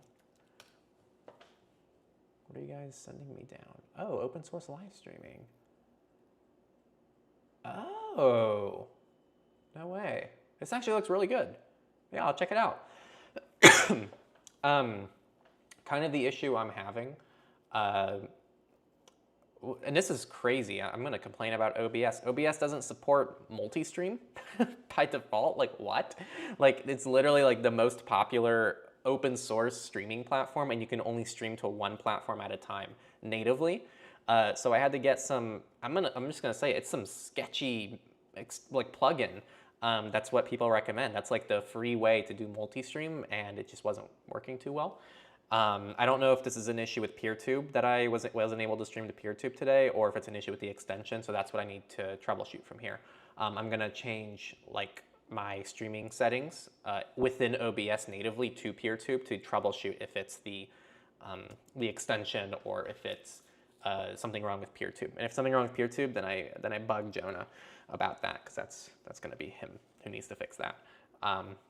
But I'll definitely check out Owncast. For those who have never seen it, it's like an open source live video and web chat server to use with broadcasting software. So it sounds like something I would run between like the live stream and OBS. So yeah, I'll check it out. I'll see if there's like any potential for us to use something like that.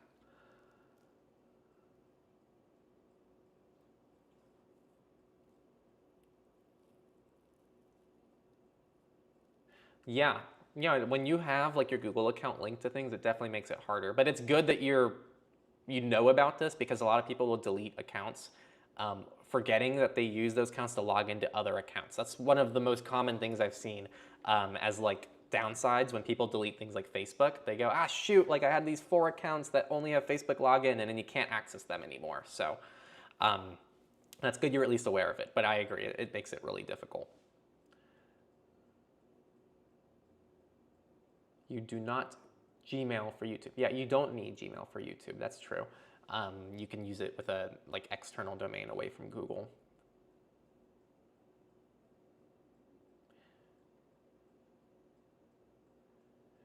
I think it really depends. Like, I guess if you don't have the money to buy a Pixel, yeah, no, I definitely agree. I think like the Calyx OS device support is far better because they're not just exclusive to Pixels. So like you can use Calyx on a Fairphone, which is really cool. So yeah. Yes, Flatpaks are great. I mean, once you use Linux with Flatpaks, I think it's really hard to use it any other way. I think it's actually really funny how like Canonical is like we wanna create this thing called Snap and we're gonna lock them into Ubuntu, blah blah blah. Like, dude, imagine if Canonical, instead of just being greedy bastards, actually just developed like a better version of Flatpaks just out the gate that they managed and controlled. But like, think of like how Canonical could have like Flatpaks would be even better if a company like Canonical got behind them, because then like enterprise, like every person would publish Flatpaks. There are still services I use that don't publish Flatpaks, which piss me off. But I think that if a company like Canonical backed Flatpaks, then like everybody would use them. It would just be the standard. Imagine if Ubuntu used Flatpaks by default and it was seen as like absolute like insanity to not have your like program listed on Flatpaks. This is like why the stuff with Snap just pisses me off so much, because it's led to this like completely needless like breakage in the Linux community where like now people have to decide, oh, probably the most popular Linux distro that everyone's going to be using uses this thing called Snap, but like no one likes Snap. Everyone likes Flatpaks, but it's less popular and like fewer people use it, and blah, and it's like, God, can we all just use Flatpaks, please? That's my rant. Anyway, don't use Snap. That's my takeaway. Today I found out ChatGPT is collecting using your location based on your IP with all the location settings turned off. Yeah, I mean, I don't know exactly what you're referring to in terms of like a story that broke or like evidence of this directly, but yes, I covered this in the last week's stream, so definitely we'll probably make a clip of that at some point too on our clips channel if we haven't already. But when you use these online AI companies, they're collecting your IP address, they're collecting who you are, they're building a profile on all of your conversations you have on these platforms over time, which in itself exposes so much about you. I highly recommend using local AI when you can. I referenced Jan AI last week, jan.ai, Jan.ai. This allows you to run your own local models, offline, open source, cross-platform, Linux, Mac OS, Windows. It's really great. It's what I use. And there are other ones similar to it if you want to try out those as well. But I think that's really the way to go, personally, if you want to get away from like the privacy concerns of AI.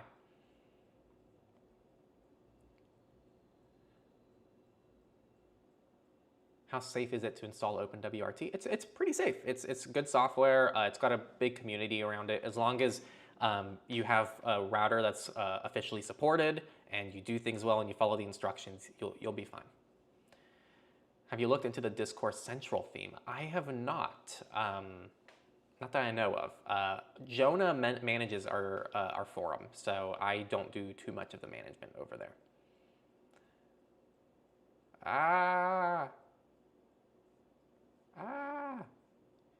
See, it's not just me, right? Like, you guys saw how like the chat just jumped by itself.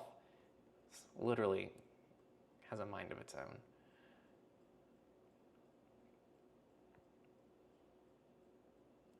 Yeah, so this is a really good question. I have a Pixel 5 that has been out of security updates since 2023. Should I install Graphene, which has no more updates, or install Lineage and have up-to-date security updates and Android 15? I would ask where Calyx OS is in your situation. because Calyx OS will still give you verified boot and give you at least like a base level of security. And I think they still support older devices, so I would actually see what the Pixel 5 EOL support is like for Calyx. And if there is nothing on Calyx, then it's kind of just a game of trade-offs between, like, if you want, I wouldn't run software that isn't getting security updates, but so I'd probably lean towards the Lineage route. But I really think Calyx would be the better bet here, assuming they still support the Pixel 5 in some capacity. So don't quite know what I would do in your situation, but those are the questions that I'd be asking. Does Linux have a backup like Apple's Time Machine? Okay. Oh, all right. I think there's Time Shift. Is that what it's called? Linux, like Linux users, please unite. Is it called Time Shift? I'm just gonna come forward. I love Linux. I love you all who love Linux. I love Linux devs. No, there is nothing on Linux that's like Apple's Time Machine. There's nothing on Windows that's like Apple's Time Machine. There's nothing on Android that's like Apple's Time Machine. I just think that we as a community should come forward and give Apple a gold medal for Time Machine. I think that's okay. I think we can do that. You can kind of emulate what they've done with Time Machine if you use things like ButterFS and, you know, like different third-party tools, but it's never as smooth. It's never as reliable. I mean, guys, Time Machine allows literally grandmas to be able to like keep backups and manage your devices. And the way Apple handles backups in general is just by far the best of any operating system out there, especially on iOS. On iOS, you plug in your phone, click backup now, chuck your phone in a lake, buy a new iPhone and click restore, and it'll literally give you a one-to-one copy of your previous phone, almost like you didn't lose it.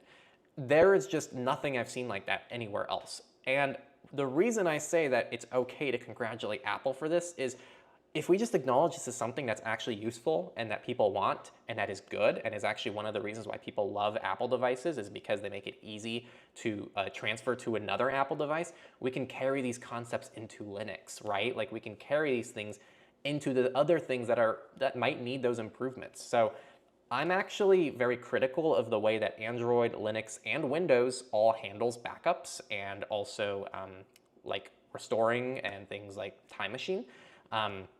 I use Time Shift. I think Time Shift is really good, but it's just not as good as Time Machine, guys. And I think that's okay to say. I wish that we had something like Time Machine that was cross-platform and available on other operating systems as well. And I know I'm gonna get like 10 people say, well, I have this set up or I do this, and yeah, it's my personal Time Machine.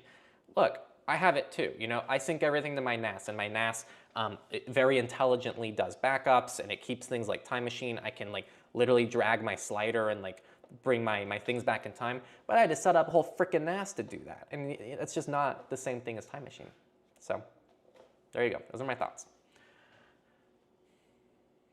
Hello, Henry. Thanks for the work and resources you and the team put out. Got me to begin my journey. Recently switched over to Linux Mint from Windows, but I'm really taking my time in learning it. That's okay. It took everyone a long time to learn it, so don't feel pressure. I know it might be intimidating for like people who are already ahead of you, who are like already know things, but that'll be you soon enough. So good job getting started, and I'm really glad that like we could help you on the journey in any way. So have fun. No clue. I have no idea what's going on with LavaBit. If I use a Signal username and disable phone number discovery, can law enforcement still get my phone number via a data request if they only have my username? Ooh, that's a really good question. I'm gonna start by saying I don't formally know, but my educated guess is yes. This won't resolve the issue. So Signal hashes your phone number, right? So based on my understanding, right, please, this is my understanding. Law enforcement can go to Signal and say, we have this phone number. Signal can essentially take that phone number because someone gave them a phone number, and they can essentially hash it and match it to an account. And from there, there's two data points that Signal can give law enforcement. One is the last time the account was active, and also when the account was created. Those are the only two data points. There's just two pieces of metadata. So the question is, if you use a Signal username and discover phone number discovery, can law enforcement still get my phone number via a data request? I think the answer to that is yes. The more complicated, nuanced answer to that is if you are not sharing your phone number with others, it's going to be a lot harder to attribute anything to a specific individual, right? Because it requires law enforcement to come forward and say, we need information on this phone number. So if no one's able to get a phone number in the first place, then I figured that might add some extra privacy. But I made a lot of assumptions in my answer there. So if anyone can help fact check me on that, or I'm gonna have to do some fact checking after this stream. So if I said anything wrong in the live stream, remember it's a live stream and I can definitely make mistakes. When will Go Incognito v2 be released? No deadlines, no timelines. Anyone who was around for v1 remembers that my timelines sucked. I was like 2 years off, guys. So, and then you're on Go Incognito Premium, want to be grandfathered in. You already, well, it's not out yet, but yes, you will be grandfathered in if you already got v1, and that applies to anyone who still gets it now. So it's a lifetime thing. It's not, I don't love it when like services like make you buy it and then a year later they release a new version and then they make you buy that one. It feels like a glorified subscription. That's not what I'm doing with Go Incognito. With Go Incognito, if you buy it now, you just get access to the next version. I think that's more than fair. What is the way you guys learn Linux? Is there a way you recommend looking back at your experience? Honestly, use it. Like, that's the only way to learn Linux. You can watch videos, you can read books, you can do everything. It will not actually click for you until you do it yourself and use it and break things. Yes, you're going to break things. So, I mean, luckily, when I was like playing around with Linux, I wasn't really doing anything really professional on it. I was just like, I just had a web browser and I was like theming things. I was starting to learn the CLI. I was installing tools that I probably shouldn't have been installing because like they did a lot of messed up things to my system that I was learning. But all those like mistakes I made and, you know, like all the distro hopping, all the distros that just kind of sucked along the way, like they all taught me something more about Linux.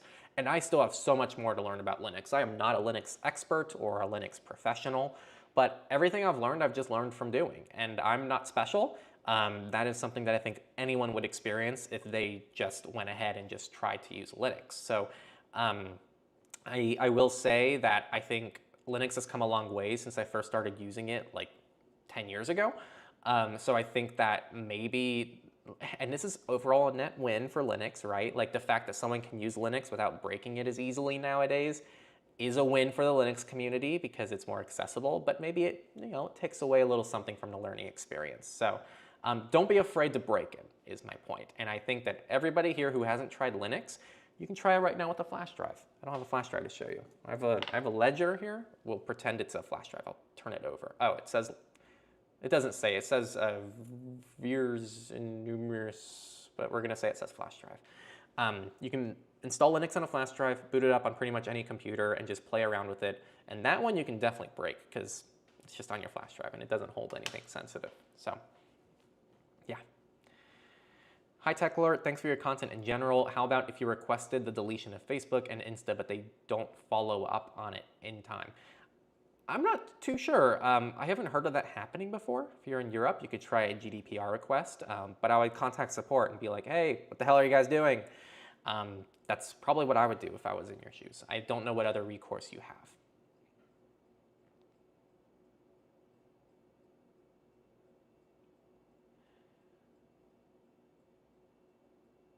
Let's see.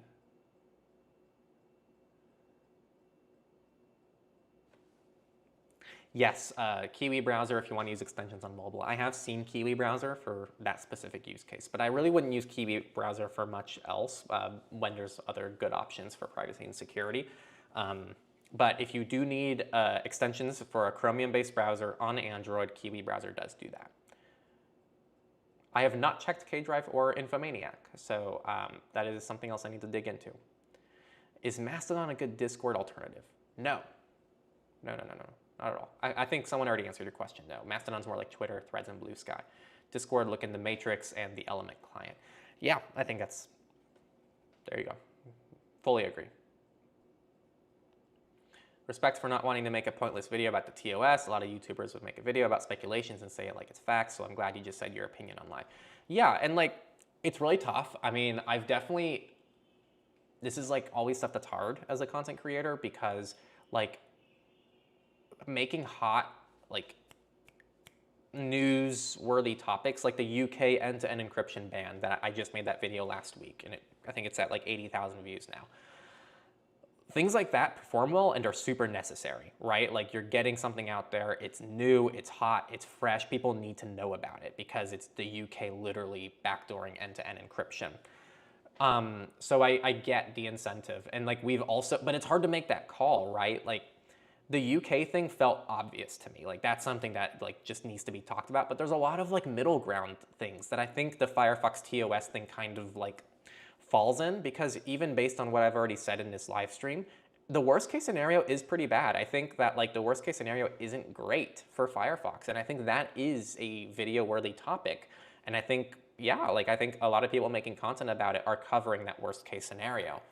But the other side of it right now is still equally true, which is this could mean nothing for Firefox, and this is all just kind of like a misunderstanding, and Firefox has terrible PR and just didn't clear it up fast enough, and people are like really running away with the story. And it's all just needless speculation for nothing. Those are both true, and it's kind of one of those weird middle grounds where like as a creator it's hard, because like, yeah, I think I should be educating people on it and talking about it, but I don't want to cover something in a way that's like not like we just don't know yet. So I think where the reason why I chose not to make the video is because ultimately like half the video would have been me just saying, but we don't know, but we don't know, but we don't know, which I think means that it's just not a video. So I felt that the live stream was a much better place to talk about it. Yeah, so just giving more context behind like the thought process with some of this stuff. Yeah, the multi-RTMP plugin that the website is all in Japanese. Yep, that's the one. I'm glad somebody's also tried it here. It was interesting to set up. And specifically, by the way, says is not supported on like Mac OS. It's like, oh, we haven't tried on Mac OS, so like let us know if it works. Like literally, it's what it says on the frickin' GitHub repo. So I can't believe that there's no multi-stream OBS option. It's just embarrassing, honestly. You know, OBS, I have a lot of respect for it, and I'm glad it exists. But my God, I just, it could be so much better.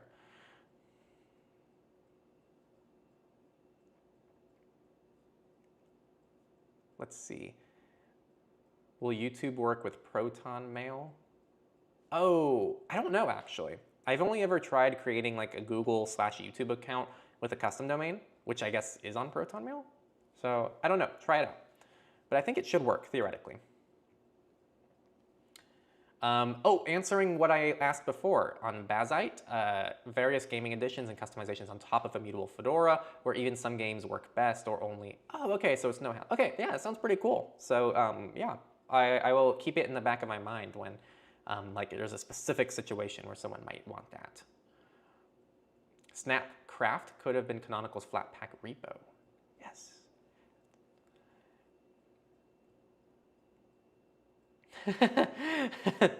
Yeah, you know, with all the dissing I do with ChatGPT, OpenAI recommends Techlore for privacy questions. So, yeah, you know, I got a frenemy over there.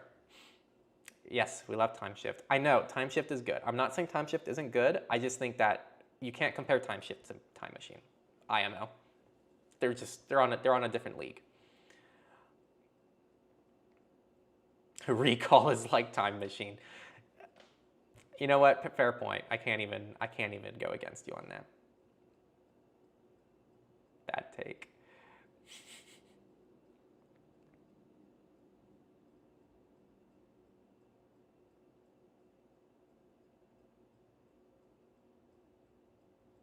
Got a lot of Linux talk.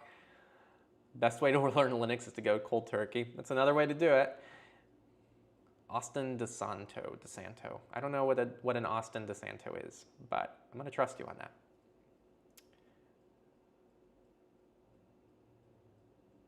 Oh, cool. So the Calyx thing does have pixel support. That's awesome. Okay. Yeah, there you go. So you still have a few extra months there. Yeah, okay. I'm glad I could help. Sweet.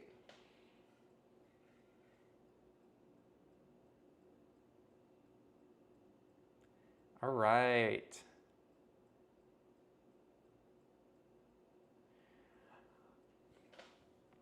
All right, I've got through all the questions, so I think we're getting close to the end of this. I'll go ahead and do like a last call for any questions that you guys have.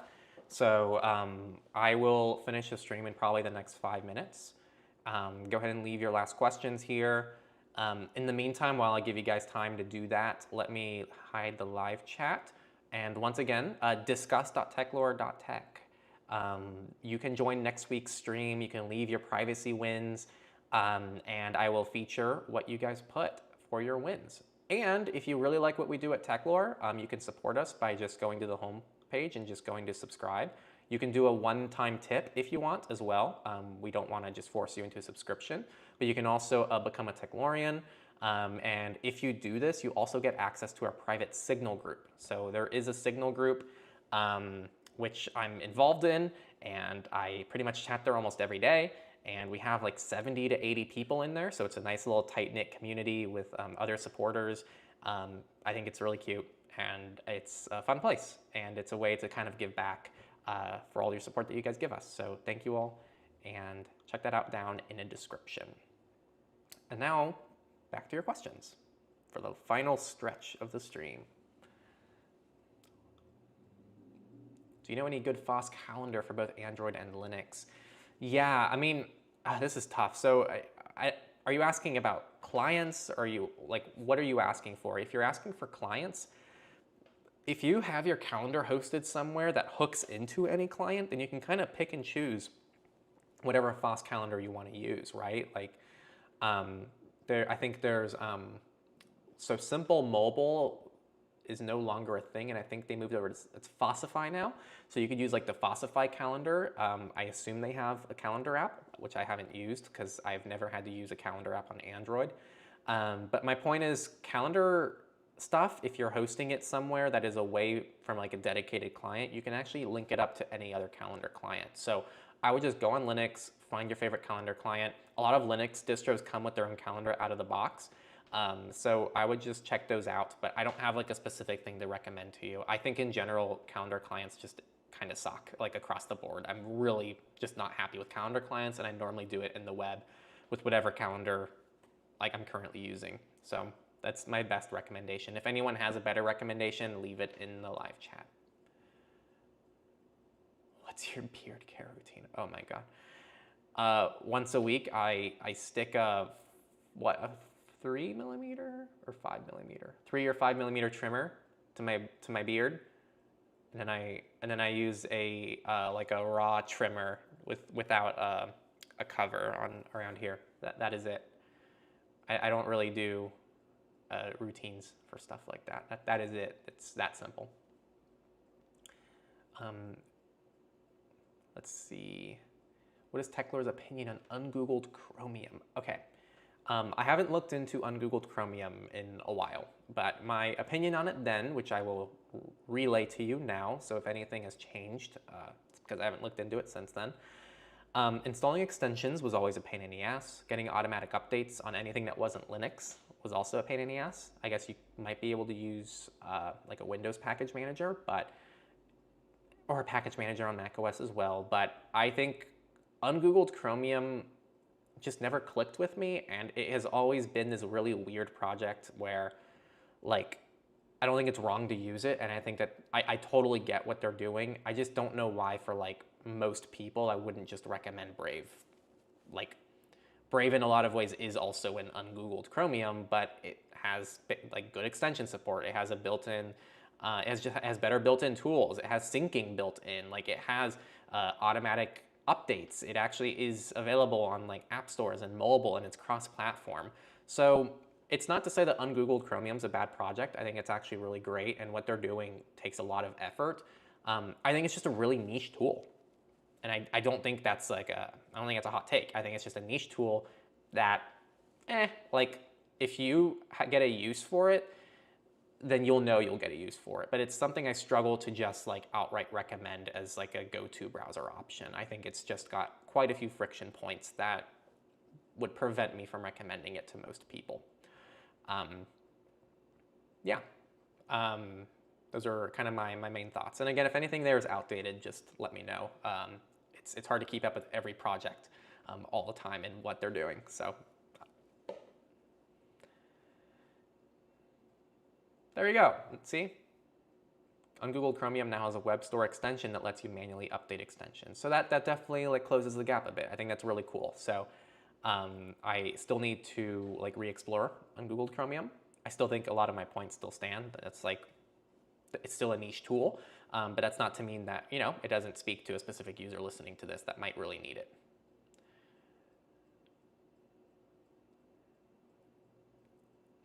On Calyx, what's the availability of the Proton suite?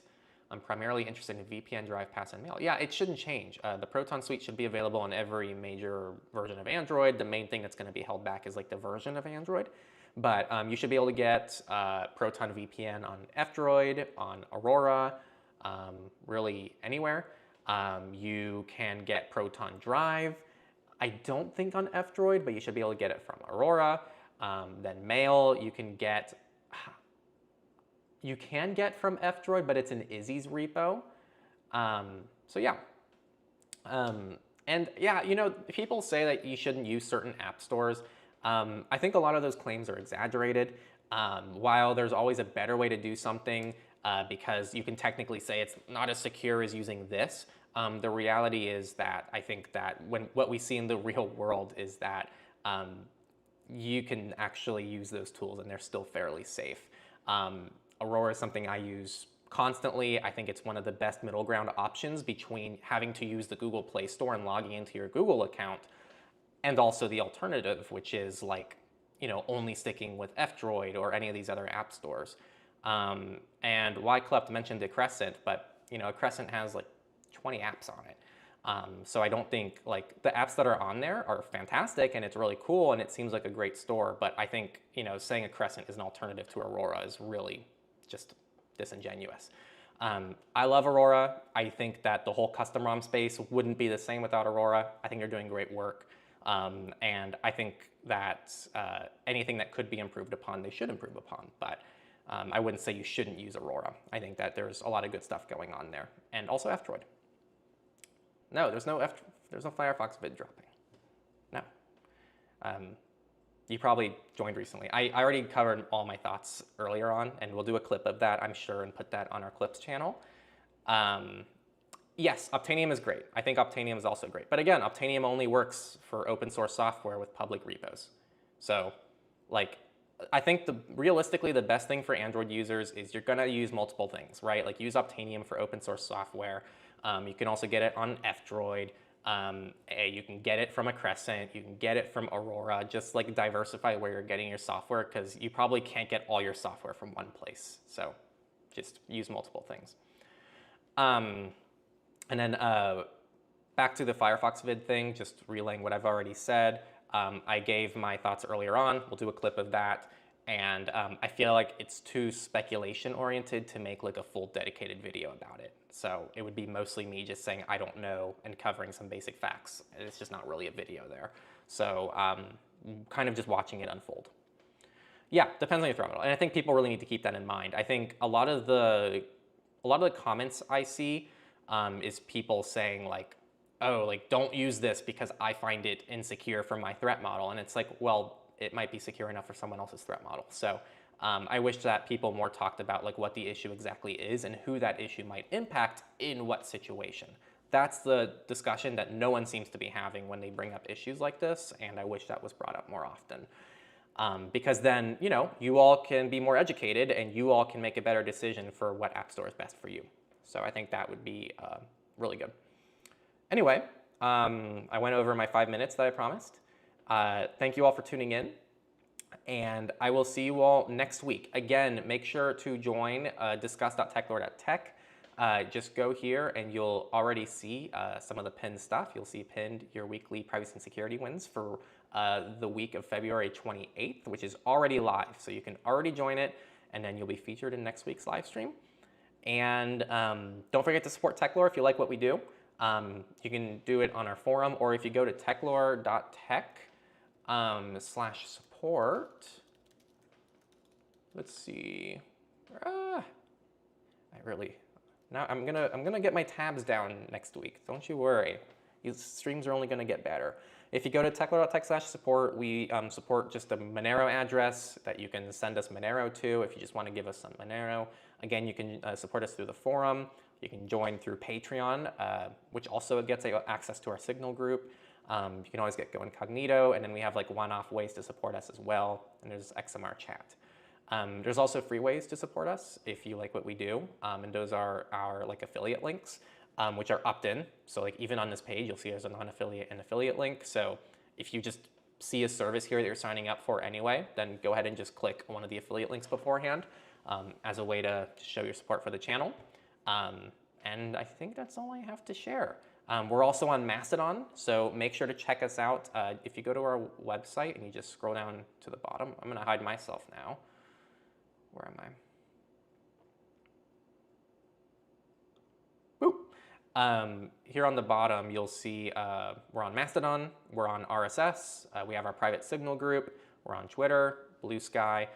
There is technically a Telegram feed, and there's also a Matrix feed, which just alerts you for new videos, essentially. So all the places to follow us, and I think that's all I have to share with all of you today. Let me move this back over. User says, thanks for streaming. Thank you all for tuning in. Wouldn't be able to do these without your guys' comments, without your guys' wins, and I'm happy to be able to like spread the love amongst you guys in a way. Like you guys share the wins, and then I take the wins and give them to other people listening. So I don't know what I'm saying. Anyway, thank you all for tuning in. Truly, like it means a lot. Have a great rest of your day. And